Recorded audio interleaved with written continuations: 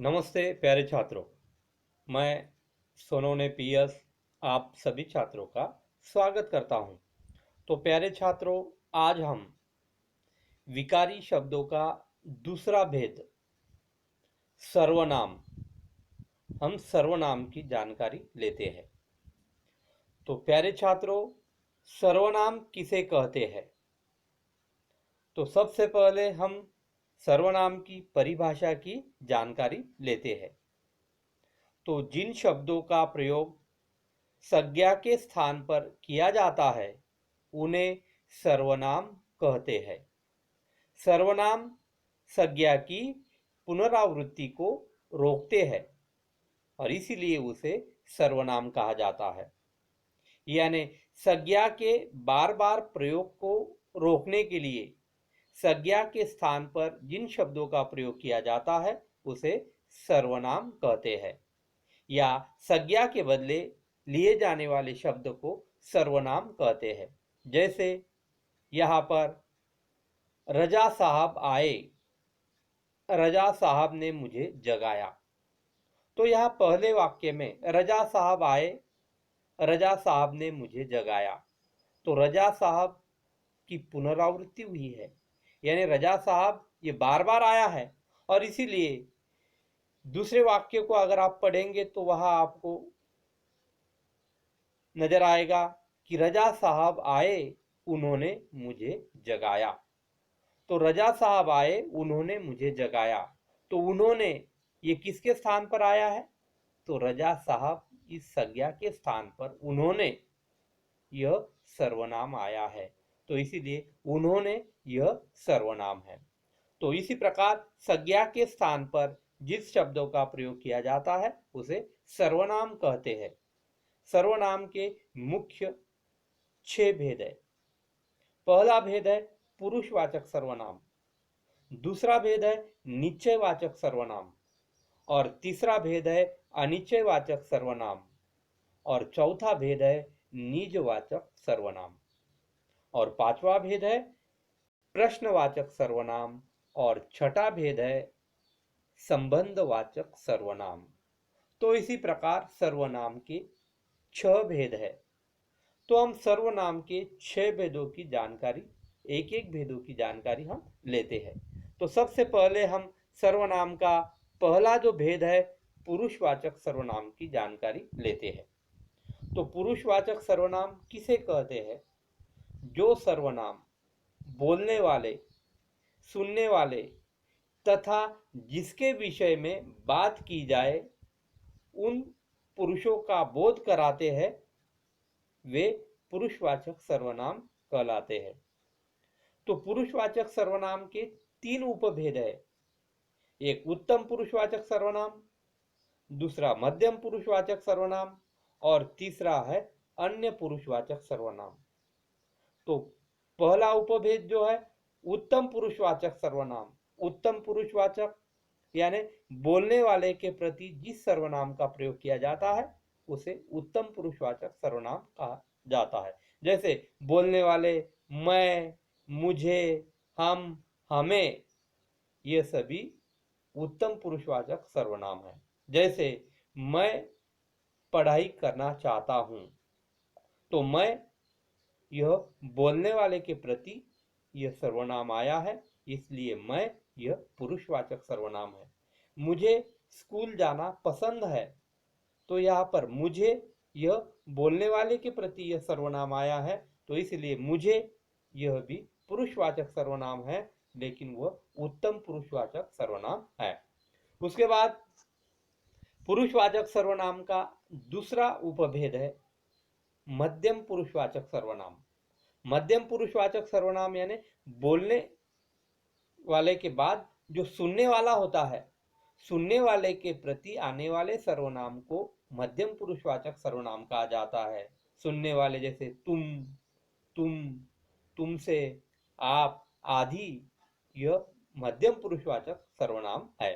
जैसे तुम्हें पढ़ाई की तरफ ध्यान देना है, तुम्हें ये किसके प्रति आया है? सुनने वाले के प्रति आया है, इसलिए तुम्हें यह पुरुषवाचक सर्वनाम है, मध्यम पुरुषवाचक सर्वनाम है। उसके बाद दो, तू क्या कर रहा है, तो तू यह सुनने वाले के प्रति यह सर्वनाम आया है। तो इसी प्रकार यह जो है तुम्हें, तू, यह भी पुरुषवाचक सर्वनाम है, यानी मध्यम पुरुषवाचक सर्वनाम है। आप लोगों को उत्तम पुरुषवाचक सर्वनाम, मध्यम पुरुषवाचक सर्वनाम और अन्य पुरुषवाचक सर्वनाम यह आपको जानकारी के लिए मैं बता रहा हूं।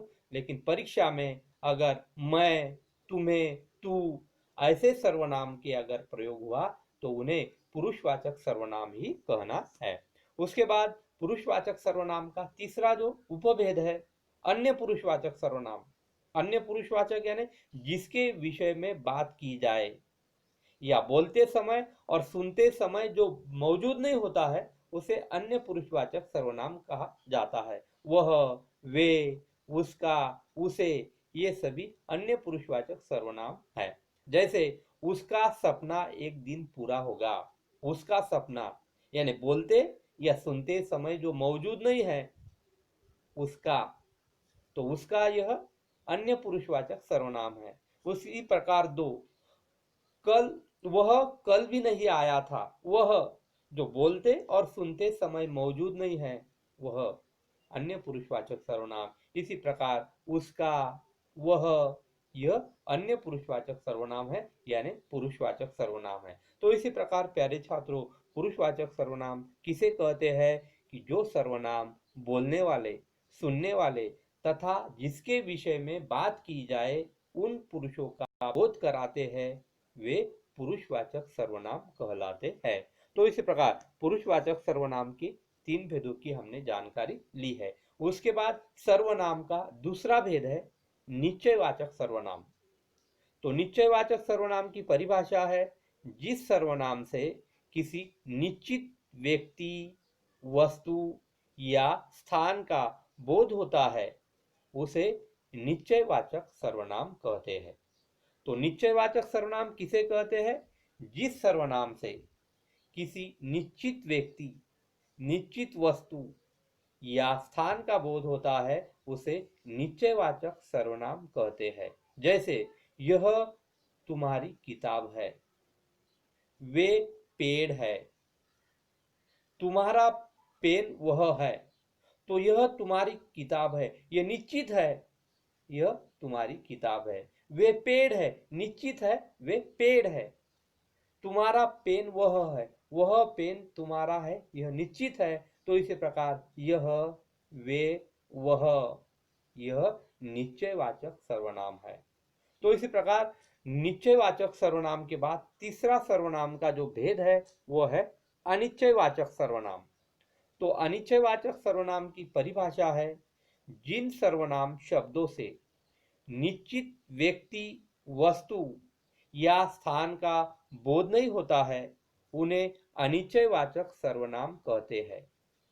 तो अनिश्चयवाचक सर्वनाम किसे कहते हैं?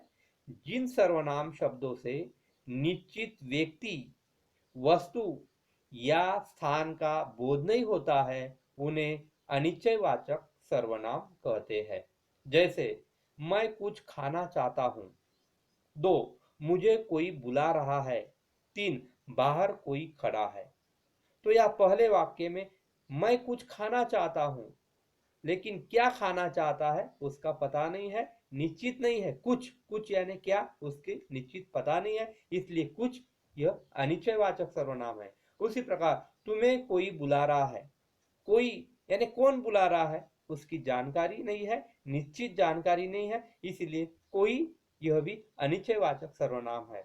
बाहर कोई खड़ा है, बाहर कौन खड़ा है इसका निश्चित पता नहीं है और इसलिए कोई यह भी अनिश्चयवाचक सर्वनाम है। उसके बाद सर्वनाम का चौथा भेद, सर्वनाम का चौथा भेद है निजवाचक सर्वनाम। निजवाचक सर्वनाम की परिभाषा है जो सर्वनाम अपनेपन का बोध करते हैं उन्हें निजवाचक सर्वनाम कहते हैं। जैसे मैं अपने आप पढ़ाई करूंगा, मैं अपने आप पढ़ाई करूंगा। 2, वह अपना काम खुद करता है। और 3, अपनी मदद स्वयं करना सीखो। तो पहले वाक्य में मैं अपने आप पढ़ाई करूंगा, अपने आप यह निजवाचक सर्वनाम है। उसी प्रकार वह अपना काम खुद करता है, खुद यानी निजवाचक सर्वनाम। उसी प्रकार 3 अपनी मदद स्वयं करना सीखो, स्वयं यानी निज। तो इस प्रकार आप, खुद, स्वयं यह निजवाचक सर्वनाम है। उसी प्रकार सर्वनाम का पांचवा भेद है, सर्वनाम का पांचवा भेद है प्रश्नवाचक सर्वनाम।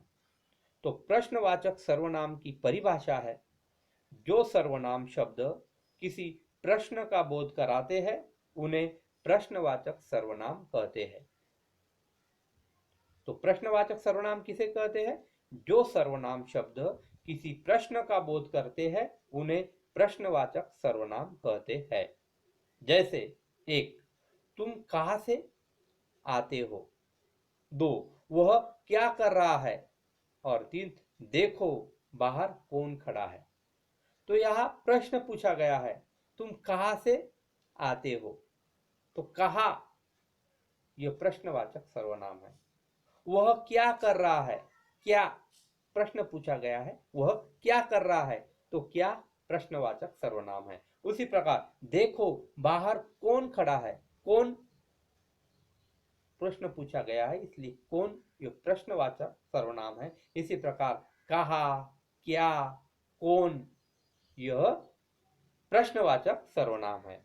उसके बाद सर्वनाम का छठा भेद है संबंधवाचक सर्वनाम। तो संबंधवाचक सर्वनाम की परिभाषा है, जो शब्द संज्ञा या सर्वनाम का किसी अन्य संज्ञा या सर्वनाम शब्द के साथ संबंध स्पष्ट करते हैं उन्हें संबंधवाचक सर्वनाम कहते हैं। तो संबंधवाचक सर्वनाम किसे कहते हैं? जो शब्द संज्ञा या सर्वनाम का किसी अन्य संज्ञा या सर्वनाम शब्द के साथ संबंध स्पष्ट करते हैं उन्हें संबंधवाचक सर्वनाम कहते हैं। जैसे 1 जैसी करनी वैसी धरनी, 2 जो जीतेगा उसे इनाम मिलेगा, और 3 जो छात्र पढ़ाई करेगा वो पास होगा। तो यह पहले वाक्य में जैसी वैसी यह संबंधवाचक सर्वनाम है।